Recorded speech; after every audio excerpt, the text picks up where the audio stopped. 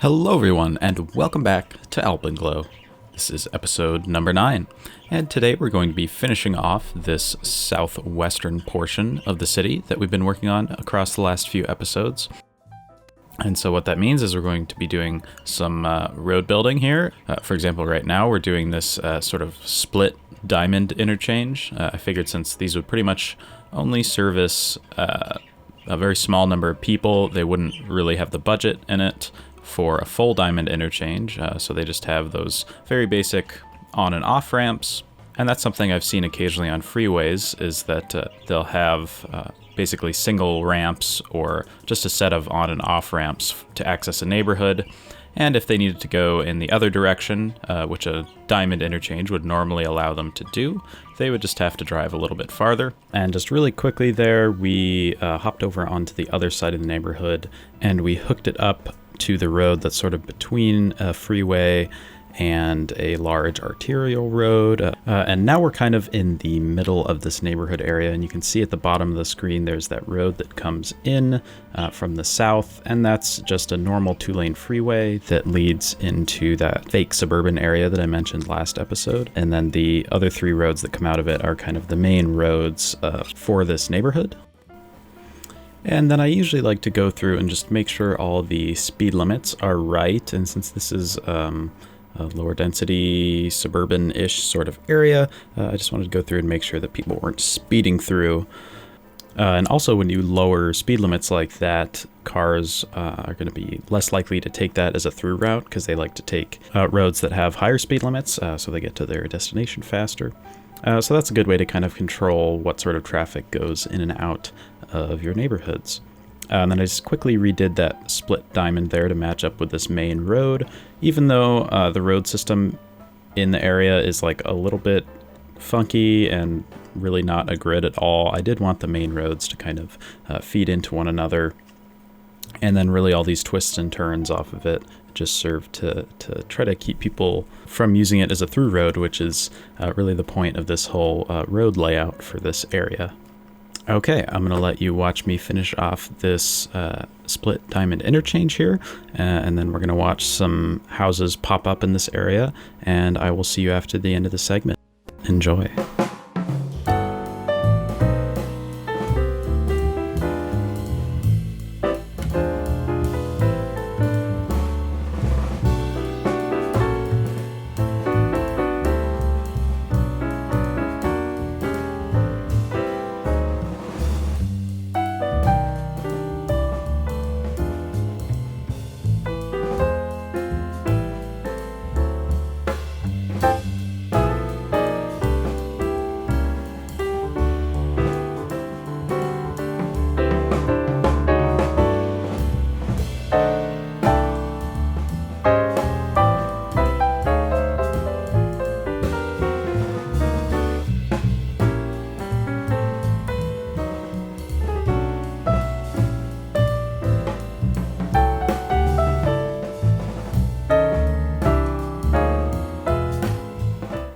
Okay, I'm back, and now we're working on this Hillside neighborhood here. We built the roads for those last time, but I just wanted to show off really quickly kind of what the layout of the houses looks like.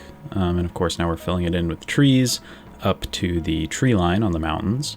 And I've been really enjoying filling in all these areas with trees. I find that kind of just very satisfying to get these kind of grid-like square areas with all these little square plots of land built up for houses, and then just making it kind of filling it in with all this organic and very, very natural looking filler. And it just kind of brings everything together, I think, and really makes it feel like we're in a northern boreal area in the middle of winter. So now we're moving on to this last area, kind of in this southwestern portion of the city. It's right next to the lake on the right. You can just see it a little bit. And I'm imagining that that used to be like the city's reservoir when it was first established. And as the city's kind of grown out and encroached on that land, it's been repurposed and now is used as a lake for various things like swimming and stuff in the summer, and then skating and ice fishing in the winter. It's probably at like a stocked lake, so they can do ice fishing in there. And then they've just outsourced all their water needs to, a new facility somewhere off outside of the city limits. And that's not something we're building in the city. It's just kind of in my imagination as I'm trying to put together the various services that the city needs in my head. And some of them are on the map, and we'll talk about them, and we have been talking about them. And some of them are just kind of off in the distance, and they don't really exist. So for this road system in this plot of land, I wanted to go for kind of a transition between the big urban grid that we have radiating out from downtown Alpenglow, which we made a long time ago at the beginning of the series, and kind of transition it from that, and also from the similar road layout in Cardston, and just kind of gradiate that into the the more suburban style road system that we did at the beginning of this episode and in last episode as well. So we get some big blocks and some more curvy roads and kind of some more dense areas, and then some more kind of newer, less dense subdivision kind of areas. For example, this one we're working on now is really like an extension of the Cardston grid. So originally this would have just been a grid that went all the way down to Cardston. At some point they put the freeway down there, so they had to break it up, and some roads were redone a little bit. So there's sort of this like legacy grid there, but it's kind of integrated into this more less uniform road system overall. And as we zoom out here, you might notice that tunnel going under the freeway, and that's just one example of a road that they decided was important enough to continue underneath the freeway and spend the money to make that tunnel so that traffic could continue just like it would have before the freeway was there across. Now we're filling in this kind of big triangular area here, and this kind of marks the beginning of this more newer subdivision, suburbanish road layout. As you can see, there are some weird angles that we're putting in here with that curve there.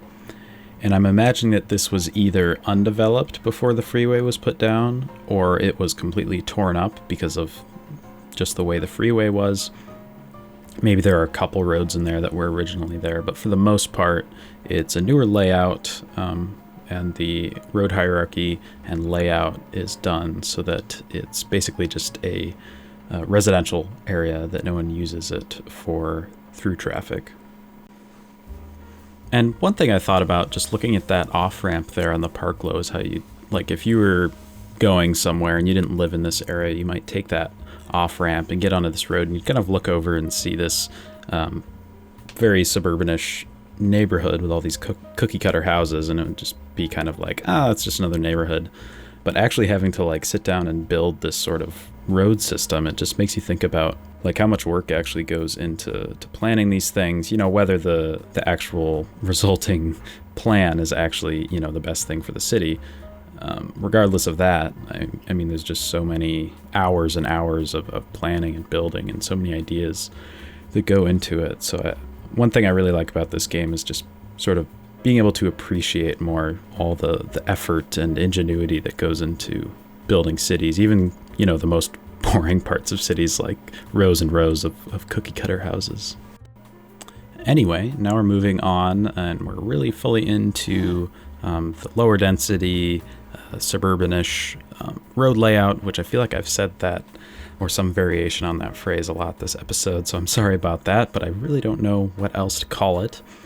Anyway, we're building a little bit of a funky road system here, and I'm thinking these are just all like these privately owned subdivisions that have been built up so that they can plop down some duplexes or apartments or, that sort of thing. And I'd also like to point out those bike paths that I have running along the street. That's something I kind of wanted to do somewhere in this series, is basically having these main throughways in these more lower density areas, and have them not have sidewalks necessarily, but have trails off to the side so that there's distance in between the road and the trail. And they're just doing that in the city because they can afford the space out here. I mean, it's pretty spread out, and they're not building up right against the road, and there's no commercial zoning right in this area. It's pretty much all residential and then some public green spaces as well, and there's also a school. And I've actually kind of been quietly building up a big bike trail system in this city as we've been creating it. Some of them are bike lanes in the streets. I've been putting down quite a few of those roads, in addition to just normal pedestrian trails and bike paths. Since I'm making a couple maps of the finished city, I think I might do a bike path map sort of thing that shows, where the bike trails go throughout the city. I think that could be kind of fun, so I might do that. And then just really quickly, this last little part right next to, well, we're back by the reservoir, so right next to the reservoir is just a little bit of an industrial or light industrial and commercial office mixed area. I don't show those buildings being placed, but they should be in the cinematics.